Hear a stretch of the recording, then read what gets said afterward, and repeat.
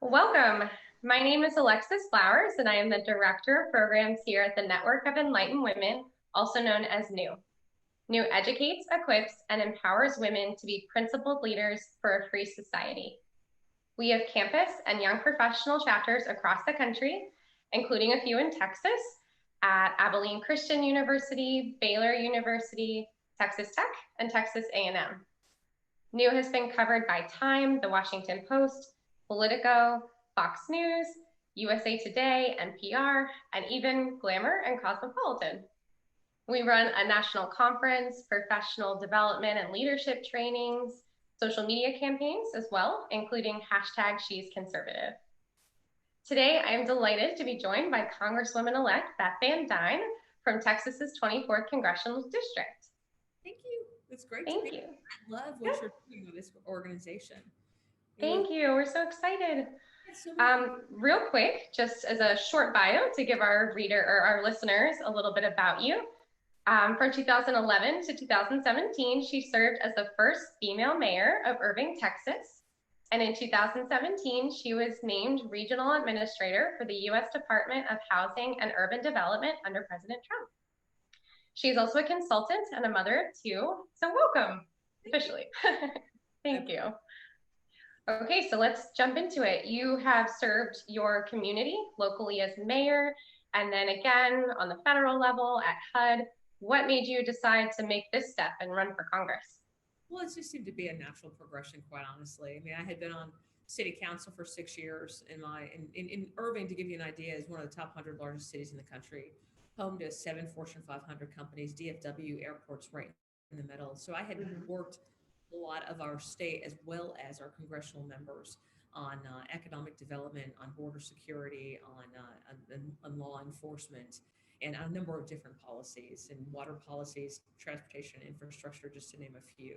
So I was on the city council for 6 years. I was mayor for 6 years. As you mentioned, I joined the Trump administration for 2.5 years, working under Ben Carson, who is an amazing man.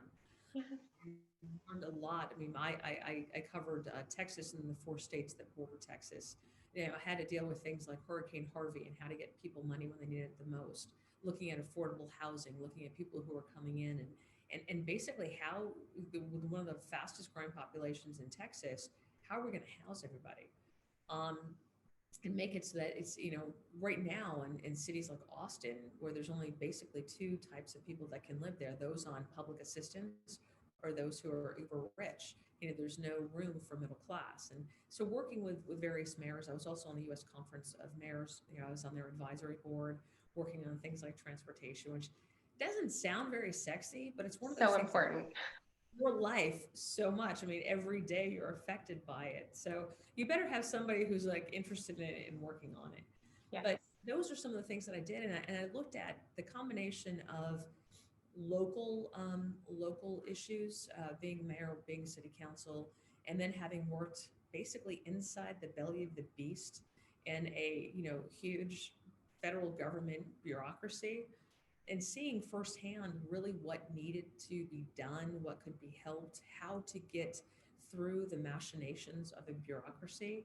And I thought, looking around the country at what has been happening the last 4 years and the divisions that have been caused and the ineffectiveness and basically just the stagnation of Congress, I figured with my very pragmatic, solution-driven opportunities when I was mayor, and then working and understanding firsthand what was going on in the federal government, I was really bringing a unique set of skills to Congress.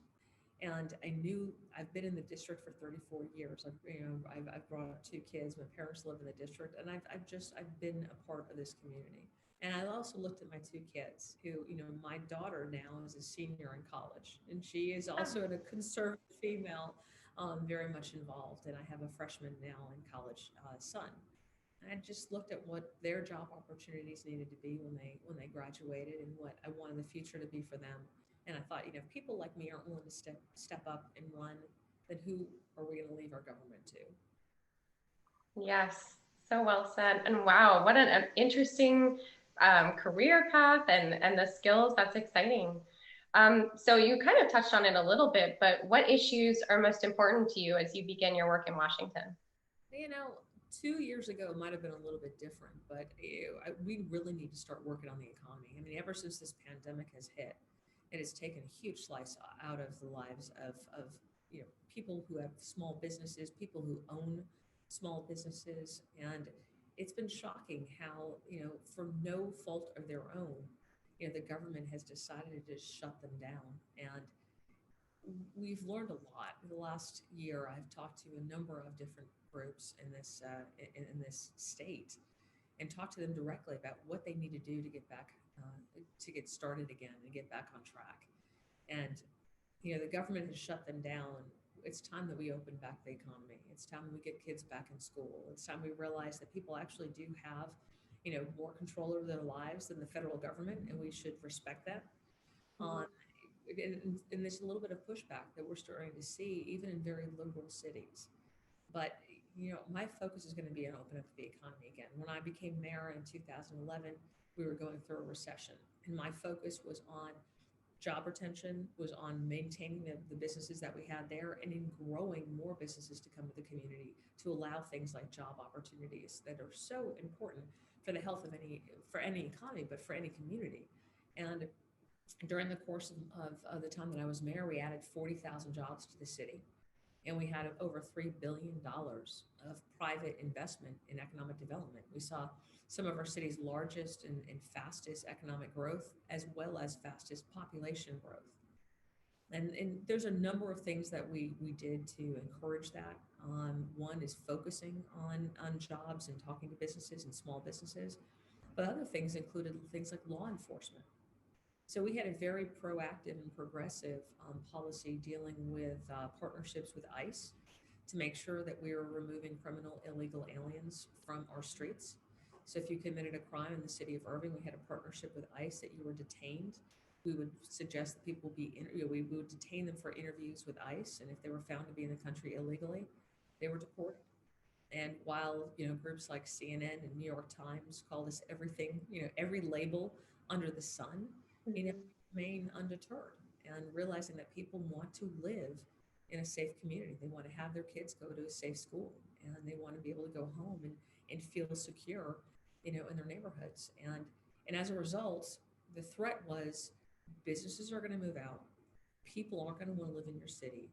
You're going to die if you do this. Your city is going to die. It's not going to grow. And what we found was the exact opposite. By not being intimidated by being labeled, a racist, a hater, a bigot, but by actually enforcing our laws, people wanted to live in our city, and businesses wanted to be located there and do business with us. And the city is flourishing, and it's been a remarkable small as they go, compared to the rest of the country, but it's been a really good experience. And I think that type of experience going into Congress can really help us nationwide at a time right now when we need it the most. Yes, absolutely. Speaking of, we were chatting a little bit earlier about this recent election, and now you are a member of such a great class of Republican freshman women elected to Congress this cycle. Do you have a sense of why GOP women were so successful this year? It was really a great time to run. We had so much support from the rest of the country, but we got very little support from local media and from Hmm. nationwide media. You were talking about like Cosmo and some of the other Glamour magazine. Yeah. Those of us who were running, there was also a number of Democrat women running, and we saw the whole focus of the media being on them. In fact, the woman that I beat actually had a profile piece about her in Huffington Post a week after the election, and they were still promoting and promoting and promoting these Democrat women as if Republican women either didn't exist or we weren't worth existing, because Mhm. of our conservative values. But the fact is that the women who run don't have to rely on identity politics. We're not running based on our gender. All of the women who ran had wonderful experience, had lists of success following their names, had a passion for helping this country, had been involved in their communities, had experienced success that was recognized, and were fighters. And what we were fighting against was the message coming from the left of defund the police, of opening our borders, of allowing criminals out onto the streets, of closing down the economy and industry. And the woman that I ran against, her platform was she wanted to end all future energy production in the U.S. We're from Texas. Energy sector employs 2 million people in this state. You know, Yeah. it funds over $78 million into our public schools in just North Texas alone. So Yes. when you talk about those types of issues, it's a really strong, to me, it's a very strong message that Republican women are sending, but that Republicans across the country are sending. And I think the Democrat Party is in a real state of affairs right now where they have been hijacked by this far left socialist voice that's very loud. It's almost mob like mentality. And they're having a lot of inner struggles. Where what we've seen over the last several years is the Republicans really unifying. And we're unifying that we are fighting for working families. We are fighting for practical solutions, transportation, infrastructure, jobs, safe communities, safe cities, safe streets that most Americans want and support. And we shouldn't be backing down. We shouldn't be apologizing. We should be proud that we're Americans. We should be proud of the American dream and not apologizing for it. And I think when you get more people who are willing to come out and say that and not being intimidated, it makes all of us stronger and it makes this nation much more successful. Yes, I love that. And I loved your note about um, just the diversity of opinion and not being a monolithic voting bloc because women aren't. So I think this is a very interesting and exciting election cycle. I'm sure Cosmo and Glamour, they're gonna call you soon, I'm sure, for that. I had an interview with them. They are now, Okay, good. after the election, but there's a number of different groups now. Politico, I mean, there's a number of different groups now, Washington Post, that are actually identifying that, hey, not only can conservative women run, but we can also win. And we have a very strong voice. We have a very strong, positive, optimistic, hopeful message. And it's resonating across the country. Yes. All of you out there listening to this have the power to do this. I mean, I grew up in upstate New York, a military family. I moved out when I was 17. I worked 2 jobs. AOC and I were badging each other on Twitter last night. I worked as a waitress. I worked as a receptionist at a car dealership. I had really hard jobs, and I realized after doing that for 3 years, I didn't want to live, paycheck to paycheck. And I applied to Cornell, got in, took out massive loans to pay for it. But the fact was, I valued it because of that, and I pushed back. And I had a lot of very liberal, amazing, right?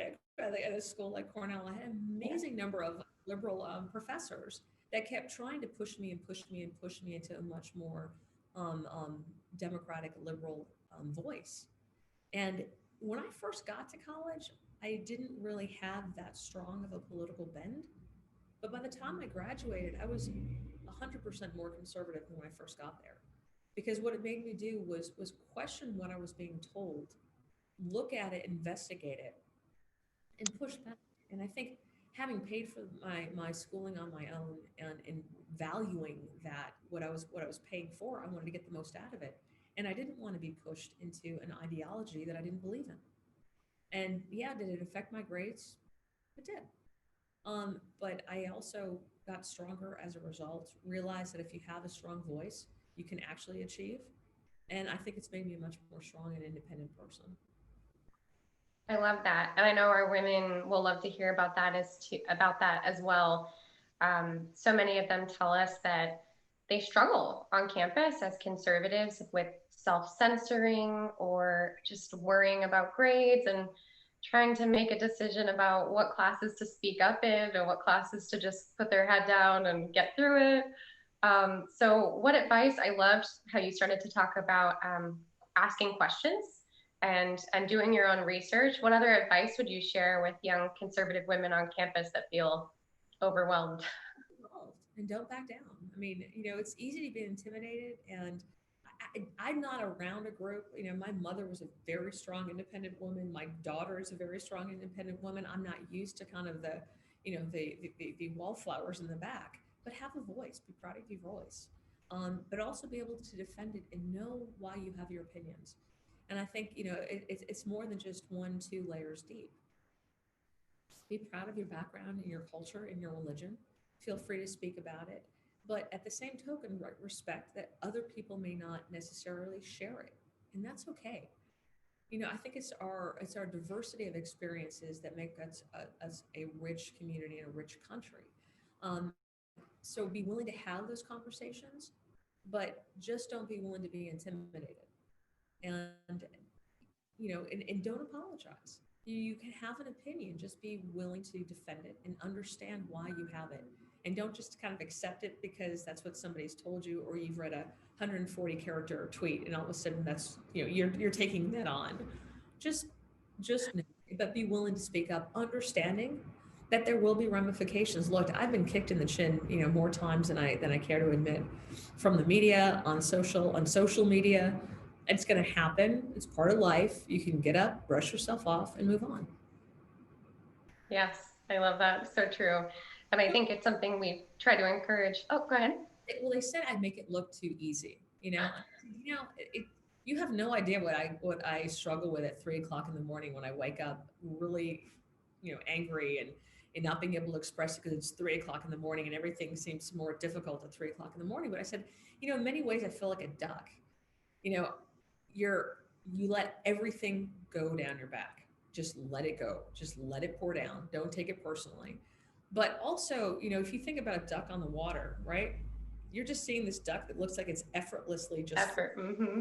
don't see the legs under the water that are constantly, moving to keep you up. And that I think is what, most women live like. They have a very, very graceful surface, but they're working their tails off underneath. And respect that you're not alone in that, but also be willing to put in the work. I love that. What a great metaphor too. What kind of advice would you give to young women considering a career in politics or policy, something along that line? Realize it's going to be hard. Realize that for every decision you make, you're going to be making friends and making enemies. And by the way, the longer you're in this, supporters come and go, enemies accumulate. But always be reaching out and understand that the people who are closest to you typically are getting something out. The people who are going to talk to you want to do contracts or they want to be on a board, but you represent everybody. Never get too comfortable just talking to the nucleus, but get outside of your comfort zone. You're going to have to reach them where they feel most comfortable, which means putting yourself in some uncomfortable positions, but just realize that that's okay. Some people are not going to like you based on your politics, based on who supported you, based on anything, based on how you look, based on the fact that you're a female. That's okay. Be confident in yourself. Understand that what you're doing is worthwhile. And we need more strong people running for office that have that backbone, that are willing to stand up for what's right and fight for our country. Yes. Now that you've participated in local elections, like in your local community, and now a large congressional election for federal office, were they drastically different, or what was the same? How did they compare? Leader McCarthy, I saw him about a year and a half before the election, and he said, "Understand, as a conservative female, they're going to be coming after you because the last thing that the Democrats want is a diverse Republican field of representatives. So they are going to come after you and they're going to make it personal. Are you ready for that?" And I said, McCarthy, you have no idea how ready I am for that. I ran for mayor. I was outspent 8-1, and the person who ran against me said he didn't want to just beat me; he wanted to destroy me, and it was uber personal. Got my kids involved. It was very personal. This race, you may not know this, but this was the most expensive open seat race in the country. I read Over $15 million on horrible attack ads. They're going to take every picture they can to make you look as bad as possible, evil. They can put, horns on your head. But the fact is that you can't take it personally.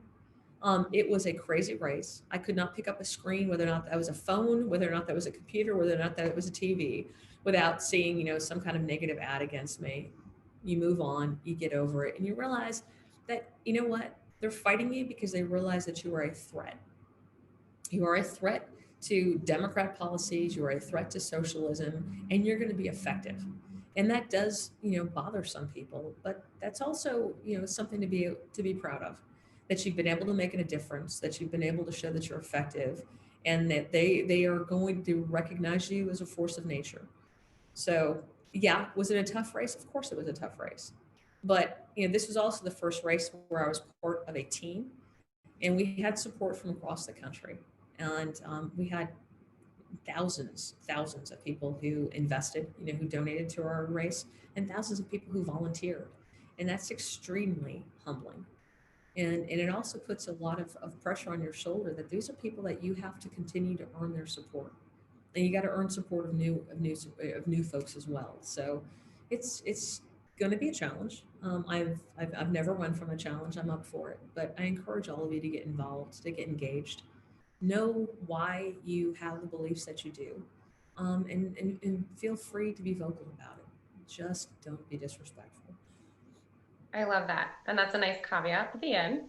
But I think that's great that you can take that negative, the negative attacks and the negative stuff, but you could let it kind of, I mean, of course, I would understand if you made let yourself get down about it, but you can also use it to fire yourself up because it means you're pushing the right buttons, you're saying, you're making progress. So that's wonderful. Um, okay, switching gears a little bit. So one of our interns, Grace Ogden, she is a chapter leader and student at Cornell, where you attended. And so I reached out to her, and she would love to know a little bit more about your time studying at Cornell, studying regional and city planning, and if or how that prepared you for your position at HUD. Wow. Okay, that's a great question. So enough to be dangerous, but I would say my time at Cornell. Yeah, I mean, I studied city and regional planning. I studied law. I studied government. Never thinking, by the way, that I was ever going to run for an elected office. But one of the things that I did learn, and I would encourage folks who are intending on getting involved in government and the political system, debate is wonderful because you have to learn to listen, take notes, and be able to change up your arguments on the fly. And Cornell definitely helped me to do that. A lot of the classes that I took were more like a Socratic method, where you were asked Oh, questions, you had to be prepared, and you had to be able to tell people why you had the opinions that you did. You had to be able to defend them. But yeah, no, city and regional planning was a great major. I did that for a couple of years, and I transferred over to arts and sciences. My time at Cornell really taught me to be independent. It's a huge school, but you can make of it what you put into it. And that for me was being very assertive about the classes that I wanted to take, about seeking out professors that I wanted to work with, about getting relationships long term with professors. There's still professors I keep in touch with, and by the wow. them were women's studies folks, that are on the opposite side of the political aisle, but I learned from them. And so everybody has an opportunity, and I just think we need to recognize that we live in the greatest country in the world. We live in a country that, regardless of what language you speak, religion you practice, culture that you come from, that with hard work you can succeed. And we need to never forget that. And we need to constantly be making sure that we're upholding those values. So it has been great to talk to you today.